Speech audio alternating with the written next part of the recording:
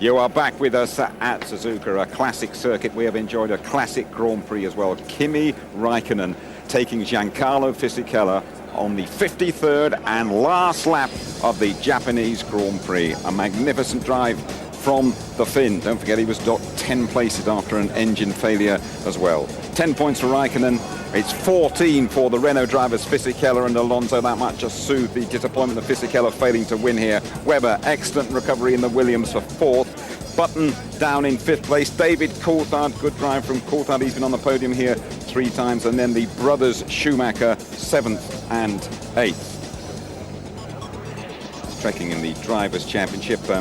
What it means here is that Michael Schumacher has overtaken Juan Pablo Montoya, and Ralf Schumacher has popped past Barrichello, but of course that championship is pretty much done and dusted at the top anyway, although it's still pretty competitive for those places lower down. But let's have a look at the constructors. Just one race to go in China. It is next weekend, and the gap at the top there is just 2 points between McLaren and Renault. Renault going for a win double to follow on from Alonso's individual title, and Ferrari getting the ton up here today. 100 points for them. Tony, we have an embarrassment of riches to look back on in that Grand Prix. We could be here for all of Sunday, couldn't we? We'll look back at some of those incidents in a moment, because Louis is with a fellow who got very, very emotional. Did a bit of dancing as well on the podium, the McLaren boss, Ron Dennis. Ron, just how much did you enjoy that one? A lot. I think the best race of his career. Very proud for the team. Bit of emotion. A lot of emotion. I mean, it's really got to you, this one. Explain to us why. You know, when you qualify so badly and the circumstances are as they were, you really have to dig deep to find the best solution every single lap, you know, and your as strategist just did a fantastic job. These things unfold, and nothing should ever take anything away from Kimi, but it was a tremendous team victory. And some fantastic overtaking manoeuvres going on out on the track as well. Yeah, I mean, it was just, I think, his best race ever, and of course puts us back in contention as the constructors. You know, obviously you have to close off the accident as soon as it happens. There's no point in making any comment about it. The simple fact is that, you know, the stewards will decide. We have an opinion, but I think their opinion will concur with us. But you know, it's just a phenomenal win for us, and obviously very important. Thanks very much, Ron. Well done. Rarely seen him that emotional. He's very much a corporate man, isn't he, Tony? But this one means a lot to Ron Dennis. I think also because he's forged such a relationship with Kimi Räikkönen. It's almost like the relationship that he had with Häkkinen. You remember Häkkinen could bring him to tears as well, because Häkkinen could pull off some amazing manoeuvres, like that amazing one he did with Schumacher at Spa, you know, 4-5 years ago. That took our breath away, as did Räikkönen's move today, as did Alonso's. And that's really got to Ron, because he's a racer, and this has got him so excited. But when he gets emotional like that, and he couldn't talk, I've not seen him like that for a long, long while. And this is what stirred Ron Dennis's emotions and got all of us out of our seats right at the end of the race, the start of the last lap, and Kimi made his move. But Kimi's whole manoeuvres and his progress were inexorable. Look at that. They almost touched there as he shaved past. He feinted inside, he feinted outside, and he had to stick to the outside when Giancarlo Fisichella stuck to the inside of turn 1-2. We said it'd be tough to overtake through there, but Kimi showed that it could be done, and so did Fernando Alonso. Those two boys today, they're the new guard. They were fantastic. Thank you, Tony. We have heard from the boss. Let's hear from the gladiators in the press conference.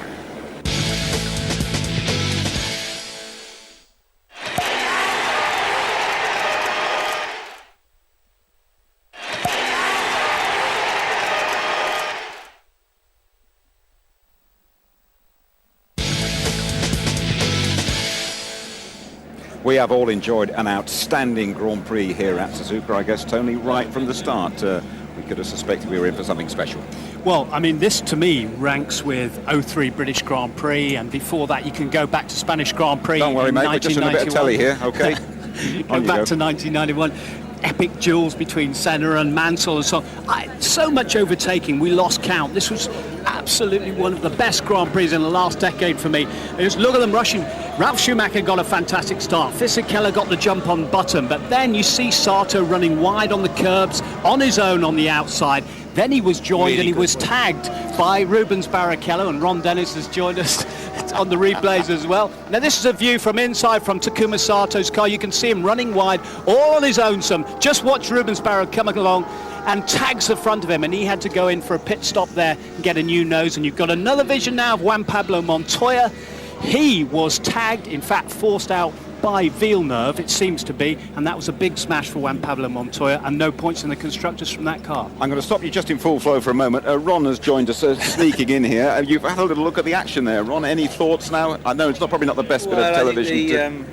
I think the stewards will decide. I think we have a pretty clear understanding of what happened, and of course we have Juan Pablo's opinion, but it's really for the stewards to have a public position. He was very upset with Jacques Villeneuve, wasn't he? I think it was pretty clear to any seasoned motor racer that, maybe you could argue that Juan Pablo shouldn't have been there, but the thing is he was just, he didn't even know he was there and he just drove out, forced him off, I think. But, it wasn't deliberate, but it was a bit unnecessary. You've recovered your composure a bit. I got something that might make you break up here, though, a little bit, because we got to the moment when Kimi went past Giancarlo right at the last lap. Well, obviously a great overtaking manoeuvre, but I think the difference between this and some of the other manoeuvres, of course, it's taking the lead on the last lap, and that's where the pressure is. It's holding the pressure, not overcooking it, and taking the lead. It's a phenomenal drive, probably the best of his career.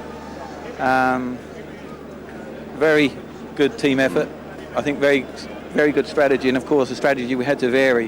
Traffic was quite difficult, but end result was great. Just finally, what is it that has really touched your heart, got to the inner core about your win here? Because you've had a few over the years, haven't you? Well, we want to win the Constructors Championship. We're a couple of points behind, but and it's a little tough having Juan Pablo qualifying first, but we have the speed to do it, and we'd rather not do it from the back of the grid next time, and because it was a difficult night's sleep. It's exciting when you do it from the back of the grid. We'll see you in China, Ron. Thank you very much. I get the feeling you're going to have a good night here. Thank you. Okay. Come on then, Tony. You get back on it, and let's have a little look at the next incident. And Mr. Trulli and Sato involved, and they were very, very upset, Trulli, with Takuma Sato here. Well, we've heard the comments. Those people that heard the interview during the race, Jarno Trulli said he doesn't know what he's thinking when he's driving. He shouldn't be on the track. We had an incident earlier in the year at Spa where there was a tangle with Michael Schumacher, and Mike Schumacher tapped him very lightly on the top of the helmet.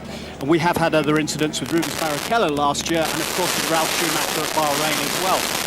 But Sato is frustrated. He's trying to do as well as he can here. He wants a job, doesn't he, next year, by the way? He wants a job, and he is just driving desperately. He needs talking to. Overtaking here was fantastic. You made the point how hard it is to overtake, and it just makes the incidents that we've seen really underlines how exceptional they are. And here is Alonso and Schumacher won, I suppose we have to say. Yeah, but this is old guard, new guard. This is battles from the past of 2 years ago when Michael Schumacher pushed off the young pretender at Silverstone going into Stowe Bend, and here you see Alonso just really shadowing him. Look, it's so close. He's taking such a risk. He has no air there on the front of his car. He's losing all the downforce, and he toughs it out round the outside, said, take that right across the bows. And he said that adds value to me to win the championship and beat Michael Schumacher like that. He loves it.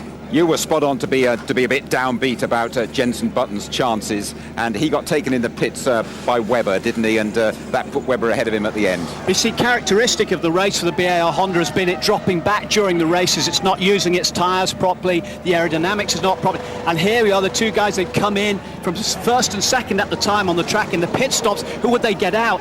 Dueling down the pit lane, but Webber's ahead. And this is the team that Jenson Button has spurned. He's staying at BAR Honda.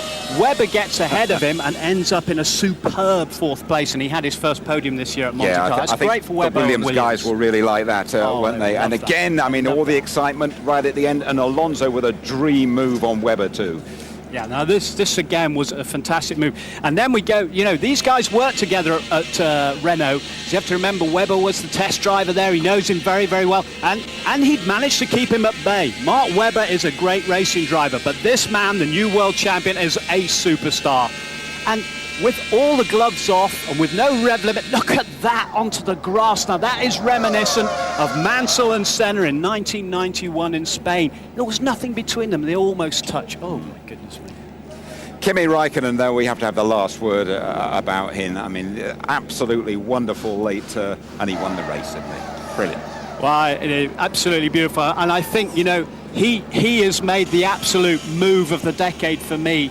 It just about betters the move that we saw, you know, with Schumacher, and that pass that we saw all those years ago at Spa as well, and to win like that. I think he's really, really pleased, but he's won more Grand Prix now than this year's world champion. Tony, thanks for your contributions throughout the season. Great insight from you, as always. Let me just remind you about our competition. And if you went with us for the pre-race show, you can win a very special £35,000 car. All the competition details are on our website. Alonso, youngest world champion ever, driving for which team? A, Ferrari, B, McLaren, or C, Renault? 0901 293 2020. Text F1 plus A, B, or C to 63337. Check on the website for all the details if I were you. Matt Smith is here with the championship a bit later this morning at 11:30. Rerun of the Grand Prix 2 this afternoon. The highlights just after midnight, all on ITV1. Next weekend, we bring down the curtain in China. Qualifying 11:25 on the Saturday night. We are with you from 6 on Sunday morning. The Grand Prix actually off at 7. Another rerun at the same time, 2 o'clock. And our Shanghai highlights are just after midnight.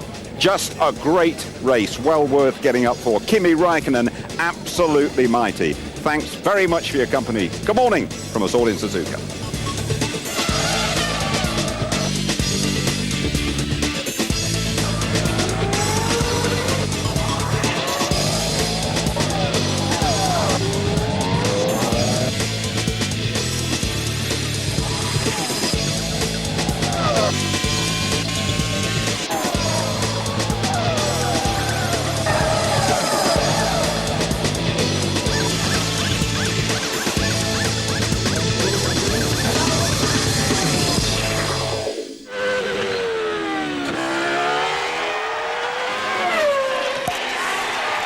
F1 on ITV, sponsored by LG.